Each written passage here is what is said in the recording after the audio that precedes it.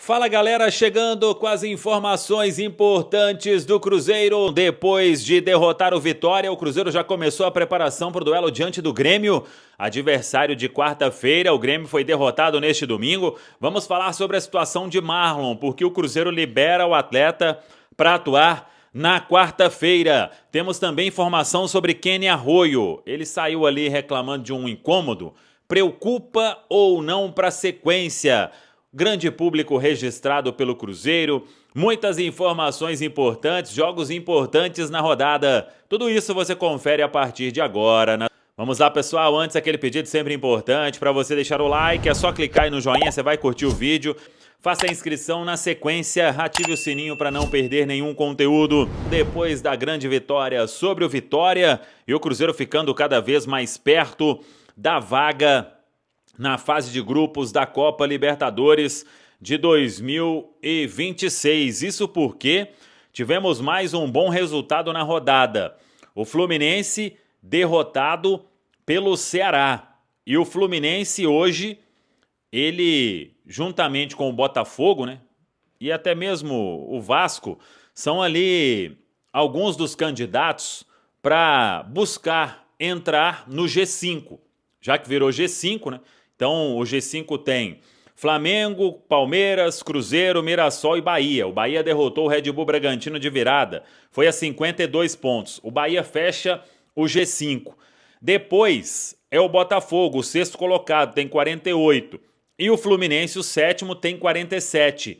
Isso significa dizer que, em relação ao sexto colocado, que é quem ameaça entrar no G5 e aí tiraria uma vaga dos que estão buscando essa vaga direta na fase de grupos, o Cruzeiro abre 12 pontos, restando 21 em disputa.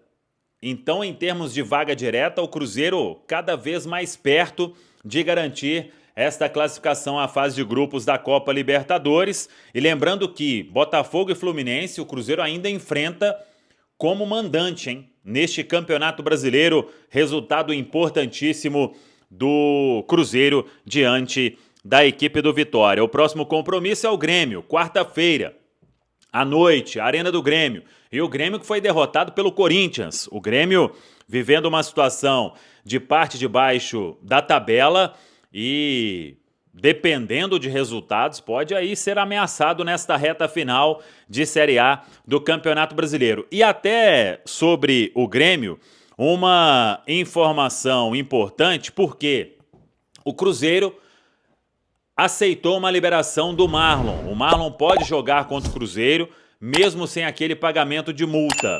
O presidente Pedro Lourenço, ele teve uma conversa com o mecenas do Grêmio, e aí o entendimento do Pedro Lourenço, além de ter uma ótima relação com o Celso Rigo é mecenas do Grêmio, dono da marca de arroz, por exemplo, Prato Fino, né? É parceiro do Grêmio, velho conhecido do Pedrinho. Ele pediu essa liberação e o Pedro Lourenço entende que o Marlon já não é mais jogador do Cruzeiro. Ele teve a cláusula ativada, vai ficar em definitivo no Grêmio. O Grêmio vai pagar 3,5 milhões de euros a partir de janeiro do ano que vem. Então, o Cruzeiro libera o atleta sem esse pagamento de multa. E aí o Marlon vai poder atuar, depende, claro, né, do técnico Mano Menezes de escalar ou não o jogador neste compromisso de quarta-feira lá na Arena do Grêmio. O jogo tem horário de 20 horas, 8 horas da noite, e é duelo aí da Série A do Campeonato Brasileiro. O Cruzeiro se reapresentou, tem a volta de Fabrício Bruno e Vidalba, e muita gente perguntou sobre Kenny Arroyo. O Arroyo teve apenas cãibra, nada que preocupe para a sequência. O atleta está aí, hoje fez o trabalho de recuperação normalmente e pronto para seguir entre os titulares lá no duelo diante da equipe do Grêmio. Uma preocupação a menos. Outra informação importante ainda do jogo diante do Vitória. Na partida deste sábado, o Cruzeiro teve torcedores de 578 cidades diferentes de 27 estados do país. O Cruzeiro fez aí uma promoção no preço dos ingressos, o horário foi legal, tivemos um baita público, né? A Nação Azul marcando presença mais uma vez, mais de 59 mil torcedores e o Cruzeiro com uma campanha espetacular dentro dos seus domínios. Parabéns aí à Nação Azul pela torcida, né, que vem levando ao estádio, ao Gigante da Pampulha. Fica aí o registro. Parabenizar também o time feminino do Cruzeiro, categoria Sub-17. O Cruzeiro campeão mineiro Sub-17, hein? Feminino. O Cruzeiro derrotou o América e conquistou pela primeira vez o título da competição. Parabéns aí a Bárbara Fonseca e a todos do Departamento de Futebol Feminino do Cruzeiro. Um marco aí, né? Com pouco tempo de trabalho e o time feminino na categoria Sub-17 conquistando esse título importante. Parabéns aí às cabulosinhas, as jogadoras do Sub-17 do Cruzeiro. Para a gente fechar, uma informação importante da parte financeira. O Cruzeiro teve aí uma ampliação do contrato com a CIMED, do empresário João Adib, um acordo negociado pelo Pedro Lourenço, e o que a gente apurou é o seguinte: o Cruzeiro está tendo um aumento de 230% em relação ao acordo anterior. O acordo anterior tinha um valor, ele aumenta de forma significativa. A marca da CIMED fica aqui agora na camisa do Cruzeiro e por ano aí então terá esse aumento considerável, uma negociação, repito, feita pelo Pedro Lourenço com o João Adib, que é o dono da CIMED, e agora ampliando essa questão do patrocínio no Cruzeiro. Aqui, lembrando que o Cruzeiro só teve artilheiro do Brasileirão uma vez, viu, Ale? E você já era nascido. 1970, sim. O Tostão foi artilheiro do Campeonato Brasileiro, que na época se chamava Taça de Prata ou Robertão, né? O Cruzeiro foi ao quadrangular final, mas quem ficou com o título foi o Fluminense. O Tostão é o único artilheiro de um Campeonato Brasileiro do Cruzeiro. Tá? Então, quer dizer, o Caio Jorge ainda tem esse outro feito aí que ele pode alcançar. Lembrando que o Tostão marcou 12 gols naquela edição de Robertão, tá? Em 70. Então, o Caio Jorge pode igualar um feito de ninguém mais, ninguém menos do que o Tostão, hein, Ale? É maravilhoso, Tostão, sensacional. Mas eu nasci em 73, velho. 73. Se o Tostão passar aqui agora, tenho certeza que o Ale não sabe quem é. Um beijo, doutor.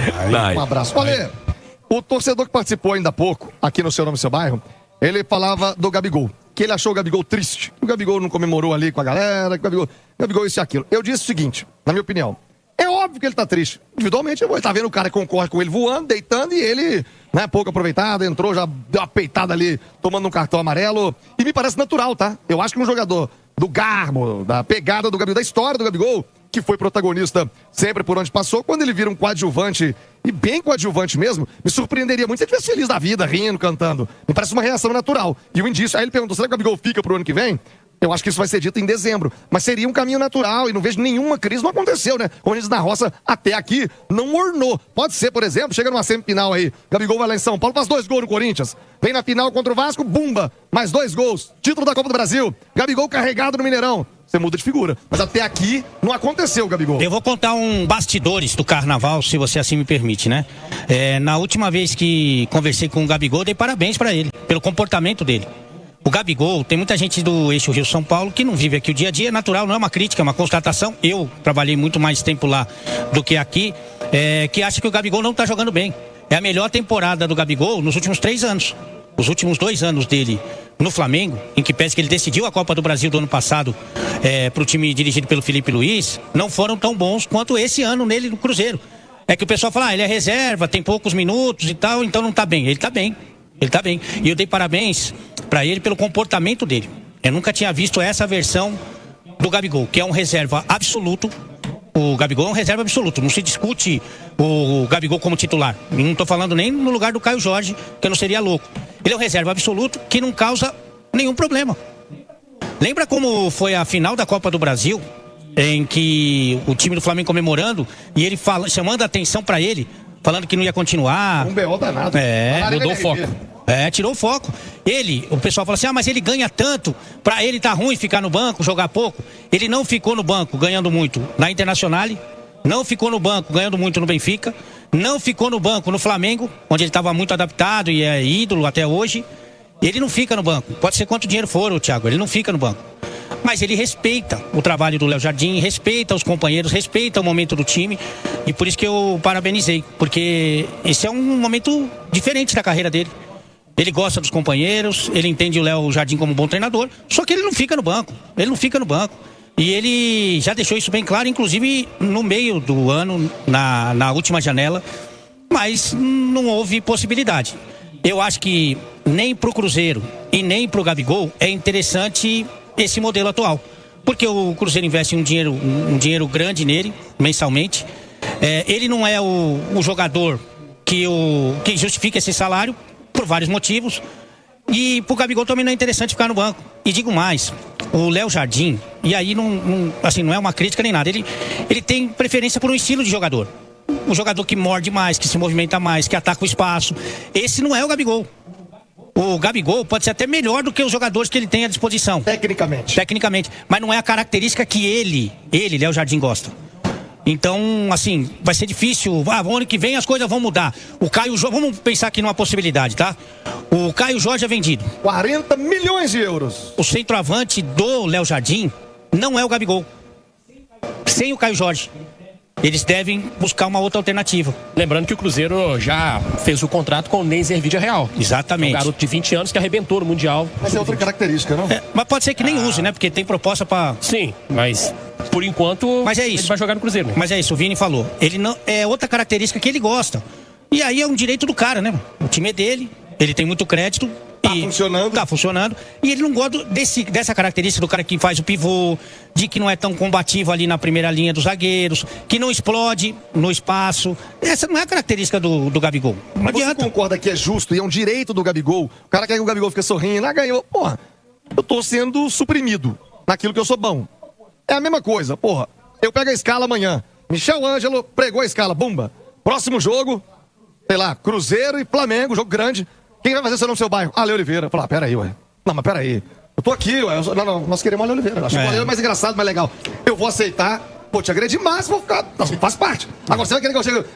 Que bom, tá ótimo, assim, não vou ficar. Mas foi o momento mais, assim, diferente do Gabigol que eu vi nessa temporada. Ele já tinha tomado cartão amarelo, ele brigou com a bandeirinha, que a bandeirinha, inclusive, pipocou pra ele. E depois, no lance que ele tem a confusão, se o juiz é peitudo, podia dar um segundo amarelo pra ele. Então, assim, hoje eu acho que foi o momento mais próximo do Gabigol do passado que eu vi.